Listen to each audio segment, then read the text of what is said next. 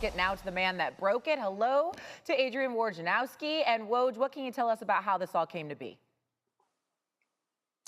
Shay, Dan Hurley just informed his players, his administration, that he's turned down the Lakers job. He's going to remain at UConn, chase a third straight national championship. I'm told he was offered a 6-year deal worth $70 million. That would have put him among the top 6 highest paid coaches in the NBA. The Lakers were relentless in their pursuit of Hurley, but ultimately his opportunity to make history at UConn, to win a third straight title, to do that for the first time potentially since the John Wooden UCLA teams, was too much to walk away from at UConn. Obviously back-to-back national championships, and Dan Hurley was really taken away by the Lakers' courtship. He spent Friday out in LA with his family, with Rob Pelinka, Jeannie Buss, and there was a lot of momentum walking out of that room that night. I'm told, that Dan Hurley very well could be the next Lakers coach, but he came back east, and ultimately, I think the timing of this, again, with a team that's preseason top 5, Alex Karaban, his best returning player, returning to school, pulling out of the draft, a lot of factors, but the NBA's always been an ambition of Dan Hurley's, and the chance to talk to the Lakers, to be offered the Lakers job, and really sit with them on a vision of what it looked like. This was not an easy decision for him. He viewed this, I'm told, as really a once-in-a-lifetime offer. Now, he had already been talking with UConn about a new deal, about another contract after winning his back-to-back title that will put him among the highest paid coaches in college basketball. But they'll eventually, I'm told, finish that up. But the Lakers' money was substantial, nearly $12 million a year.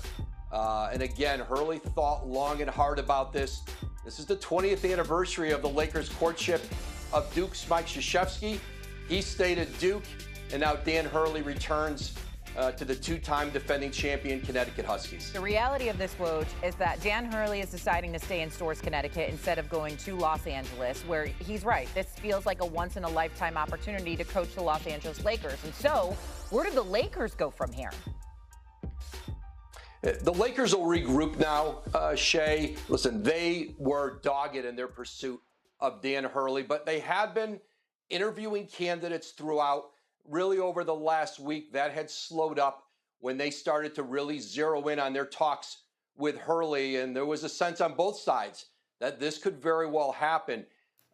James Borrego, who's also involved in the Cleveland job, he's the top assistant in New Orleans. You can expect them to talk to him again.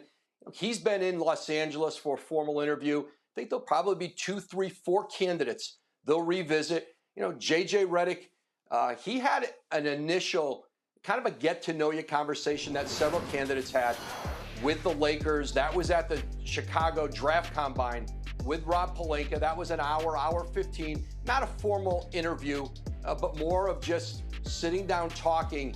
But Redick had not yet been brought in for a more formal interview. That could happen too. But the Lakers, I'm told, their hope is that they can get a coach in by the draft at the end of June. But certainly, they really wanted Dan Hurley. They saw him as a legacy coach in LA. They thought he was the best available coach out there.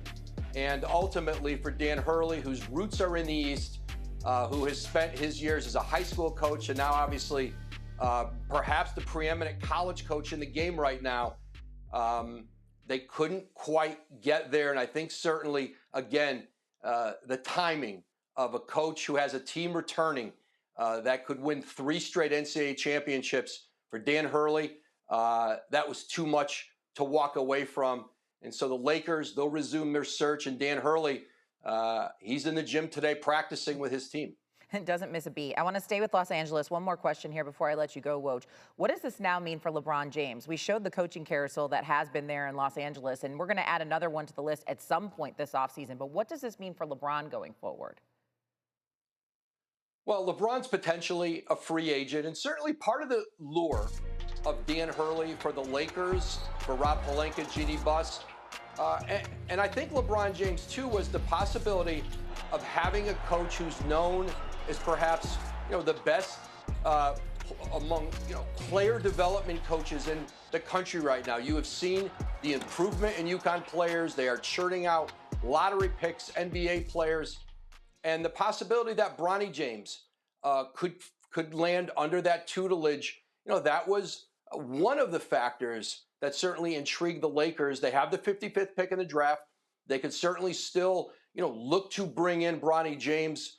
I think player development is going to be an important part of whomever gets this Lakers job, that this isn't just about the next 2 years and doing everything you can to win with Anthony Davis and LeBron James. That's obviously a priority. But beyond that, developing the young players on their roster. They've got the 17th pick in this draft. And so those were all factors certainly that made the Lakers want to hire Dan Hurley. But now they'll go back and, certainly, there are other coaches, qualified coaches, certainly, who can fit that criteria. Okay, and they will continue their search there in Los Angeles. In the meantime, Dan Hurley returning to UConn. It's our breaking news here on SportsCenter. Of course, Woj, the one to break it. Thank you, Woj. We appreciate the insight. Thanks, We've been on Hurley watch since the news broke that he was going to entertain an interview with the Lakers. Now we know the decision's made, bringing in Kendrick Perkins now to break this down. And Perk, just right out of the gate, your thoughts on Hurley's decision to turn down the Lakers? Well, the Lakers got to feel some type of way, Matt. When you think about the Lakers, right, we're talking about one of the most historical franchises in sports, right?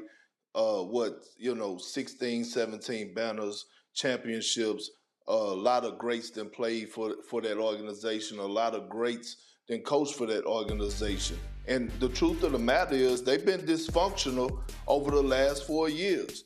And if I'm the Lakers, I'm disappointed because there's nowhere in here I let Dan Hurley, leave out of L.A., I would have held them hostage. He was the perfect candidate for this job. I thought he would have been the perfect coach for this job long term. Again, when you're talking about the Lakers and this coaching search, this is not a LeBron James hire. This is an Anthony Davis and an organizational hire, meaning for the future. It's too many times that the Lakers over the past couple seasons, they've been focusing, their main focus is how can we win now because of LeBron James. They need to move past that stage. I don't know who's going to sit next in that seat. I can't lie, I'm a little disappointed for the simple fact that I wanted to see college coaches start making that leap more and more because I'm tired of the NBA rotating suits. Sure. Like we're seeing it right now. Frank Vogel get fired from the Lakers, he end up in Phoenix. Doc Rivers get fired from Philadelphia, he end up with the Bucks. I want to see new people in those head seats, and I thought, Dan Hurley would have been a prime example of like setting a trend. So you said something interesting there, and I want to peel it back a little bit. You said that this hire, and even Woj alluded to it, that this hire perhaps for the future of the Lakers without LeBron James. One problem, Perk. LeBron James is still there. There's the stories about him wanting the franchise to draft his son, Bronny. There have been 3 coaches for LeBron James since he's been in L.A. This would have been his 4th. This will be his 4th. So how much of this is on LeBron that they can't get any semblance of consistency since he's been there? Well, I mean, at the end of the day, when is LeBron going to take a back seat, right? Like we hear the reports right now coming in from his agent, Rich Paul, saying that he has no parts or want no dealings for us with helping the Lakers find a coach. Okay, at the end of the day, guess what? Clutch, Rich Paul also has another client that he needs to be worried about that's in the Laker uniform, and that's Anthony Davis. It goes to even the relationship of LeBron James and Anthony Davis. How long have we been hearing LeBron James saying that he's passing the torch or giving Anthony Davis the keys to the car to drive, but Anthony Davis is still driving the car sitting in the passenger seat? Mm-hmm. At some point, Jeannie Buss and Rob Pelinka, they have to make a business decision what's best for the organization and not what's best for LeBron James. And I'm just keeping it real. It's no knock on LeBron James, but the man is turning 40 next year. You do realize after that he's going to be 5 years away for being eligible for his pension.